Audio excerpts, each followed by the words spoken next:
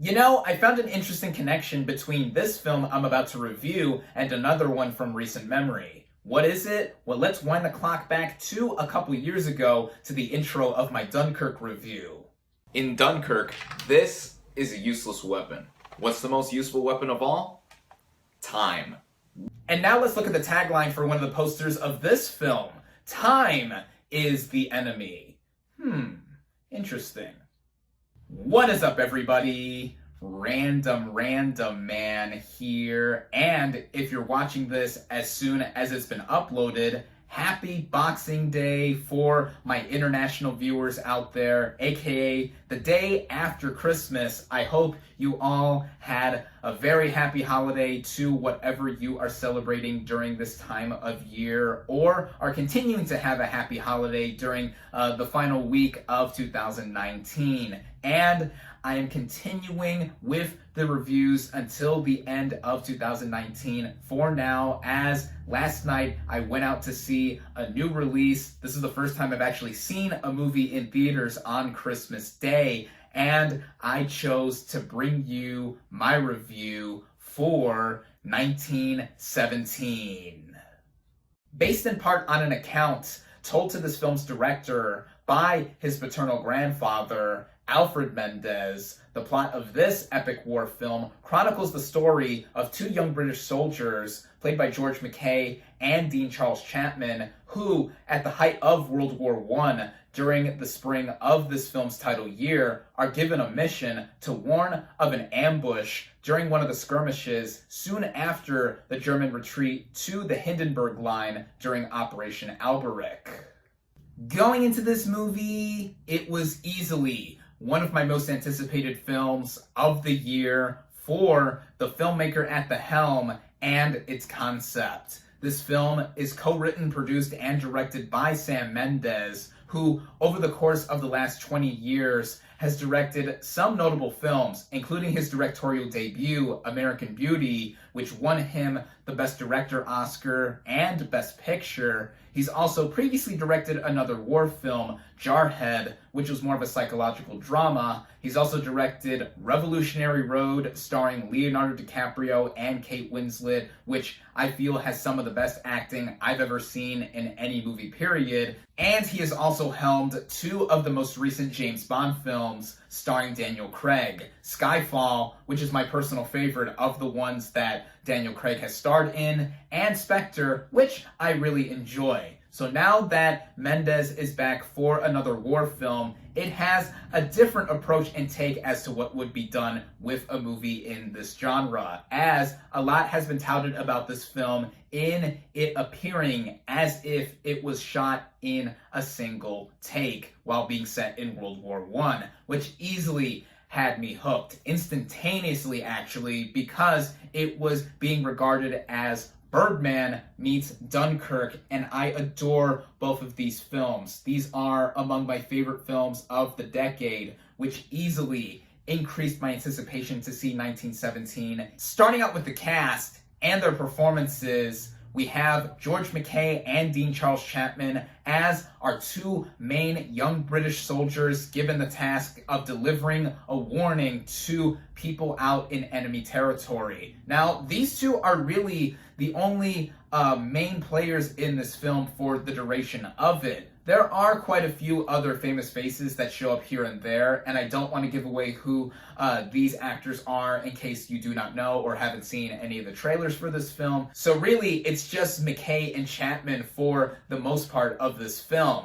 I've previously seen them in a couple movies of recent memory. Mackay played one of the sons to Viggo Mortensen's character in Captain Fantastic, and Chapman, earlier this year actually, played the best friend to the main character of Blinded by the Light. Now, I thought those two did pretty good jobs for what they had to do for the roles of those films. But here, they are literally carrying this film on their shoulders, and they're fantastic at not just playing these characters and displaying their emotions, but also the physicality as what's involved with this movie being essentially a long take throughout. And I have to give a specific shout out to McKay in particular for what he has to do later on in the film, and it must not have been easy. And with these two as our main players throughout the film, this brings me to the writing, which is something that is very basic at its core, and as I mentioned earlier, it is based on an account told to Sam Mendes by his paternal grandfather.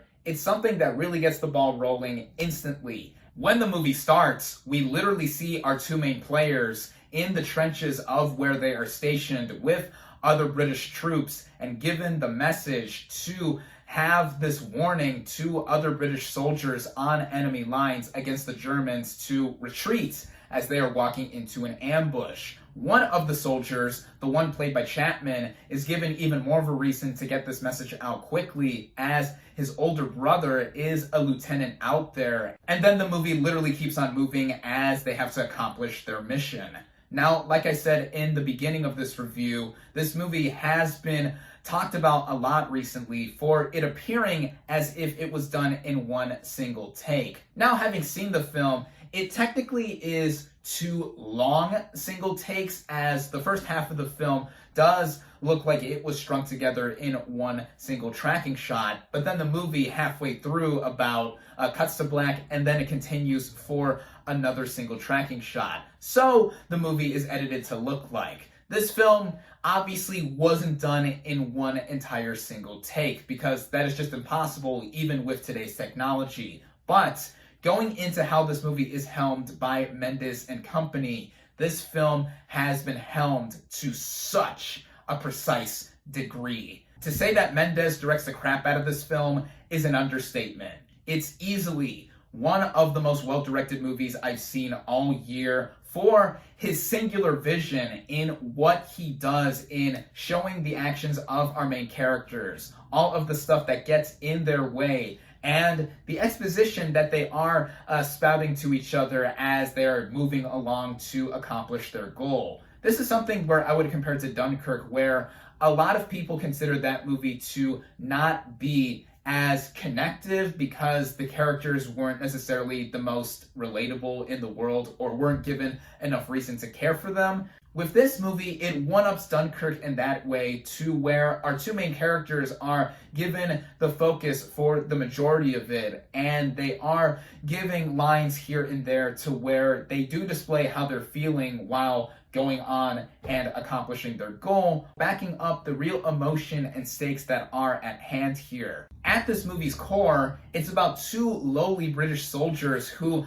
are given something that, even though they're just two out of the thousands and thousands of soldiers fighting on their side, it's something very vital as to what could come out in seeing the difference between victory and defeat for their specific sector, which is what makes this movie's concept and plot so consequential in the end, because despite it being one minute mission in the grand scheme of the Great War, it's something that a lot of soldiers, I would imagine, in real life had to do whether they made it or not, and that is what this movie puts us in. Now, given that this is a war film, there is a lot to talk about with the technical merits here, and I'll begin with the most obvious one, the cinematography. Roger Deakins. He is also a big reason as to why I was excited to see this film. Recently, Deakins finally won an Oscar for Best Cinematography for Blade Runner 2049, and I feel that he is another contender for that same Oscar next year. In this film, he yet again proves why he is one of the best cinematographers working in the film industry today, with not just how the camera weaves and goes back and forth with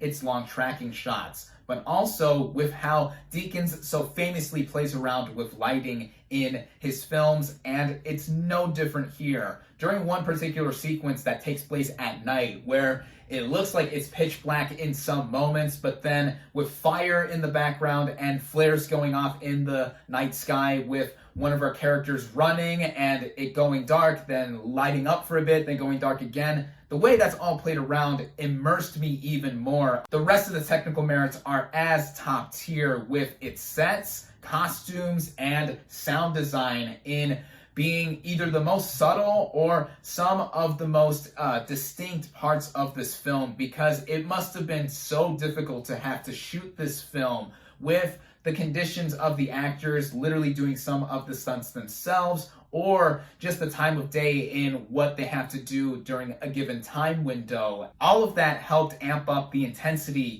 to an immaculate degree, as well as the supplementing of the original score by Thomas Newman throughout. Now, in comparison to Hans Zimmer's score for Dunkirk, that was on purpose overbearing to the point where we are literally having many heart attacks while listening to the shepherd tones increase, the way the sound design and score mix together along with the actions that were shown. Thomas Newman has a very different approach to that, where it is a more ambient score in playing up the emotion with tones in between that do increase how intense we're supposed to feel at certain given moments. In speaking of Dunkirk as well, I know there are a lot of people out there that do compare Christopher Nolan and Sam Mendes in terms of their filmography and filmmaking styles. They've both been working in the film industry for about the same time now, about 2 decades, and even when you compare the posters for Dunkirk in 1917, they look eerily similar with the way the colors are put there and the text and how they're formatted. But these two films could not be more different from one another in terms of their approach and execution. But one undeniable thing that these films do have in common, just due to sheer fact, is that they share the same editor. Lee Smith worked on both Dunkirk and 1917. He actually won the Best Film Editing Oscar for Dunkirk last year, and I could see him being in contention for the same award next year, just like Deakins with the Best Cinematography Oscar, because even as subtle as his work on 1917 is, and stringing together the long takes and making it look like it is 1 or 2 continuous shots throughout, it's to the degree where, like Birdman and how that film was edited, it's something that really kept the movie moving at its almost 2-hour running time and never breaking the immersion. There's a lot more I can say about 1917 that would go beyond my coverage here in this review, but I've got to say that upon further recollection, even from the instant thoughts I had upon leaving the theater for this film, there really isn't much in the way of issues I have with it. There's really not that much I would say could be changed with what is done here on a technical standpoint and just how it really hit me by the end. Similarly to Dunkirk, the way this movie does execute its final moments does back up the not just point of the film, but also how it relates to the real life people that are being portrayed on screen. Now, there are going to be those out there that do take away this film as being nothing but a gimmick for its long take approach, not having enough action, as that's one thing I haven't mentioned thus far. This isn't a very action-heavy movie, despite it being a war film, but not all of these kind of films do have to have flash, bang, boom, bombastic action with it. But like I just mentioned right now, this film does amp up itself to not just have a specific mode to where we do see the actions of these 2 young British soldiers in the grander scheme of the Great War, but also in its technical feat being something that cannot be understated. To me, and I don't say this often, this is a masterpiece of the war genre and a modern classic to where other war films could really see themselves being modeled in the near future after it. And if we're talking other movies set in World War I, which there are infinitely less of in comparison to movies made about World War II, this is one of the best, if not the best. If you have the means to go see this film right now in its current limited release, as it came out in some select theaters across the country, at least here in the US, it was only playing in 1 theater in my general area, then go out and see this thing ASAP. If not, though, the film will get its wide release on January 10th and will be even playing in IMAX on January 24th. And whether it is now or in the near future, this film is a must watch. This is one of my absolute favorite films of 2019. I adore it to pieces. I cannot recommend it more highly enough. My final verdict for 1917 is 5 out of 5 stars.